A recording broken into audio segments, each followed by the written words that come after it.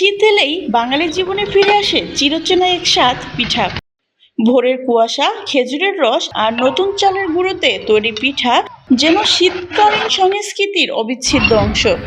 গ্রামের উঠান থেকে শুরু করে শহরের অলিগলি, সবখানি এখন পিঠার ধুম। ভাপা, চিতই, পুলি, পাটিসাপটা কিংবা দুধ চিতই, নানান রকম পিঠায় মুখর হয়ে উঠেছে শীতের বিকাল। এক সময় পিঠা ছিল মূলত গ্রাম বাংলার ঐতিহ্য, তবে সময়ের সঙ্গে সঙ্গে শহরেও জনপ্রিয় হয়ে উঠেছে শীতের পিঠা।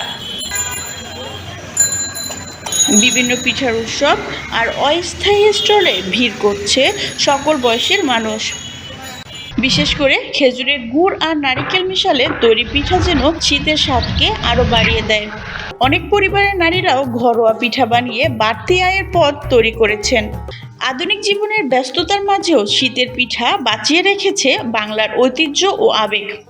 শীত যতদিন থাকবে ততদিন পিঠার ঘ্রাণই মাখবে শহর ও গ্রাম। নাসরিন আক্তার রহনা, ডেস্ক রিপোর্ট, বিপ্লবী বার্তা।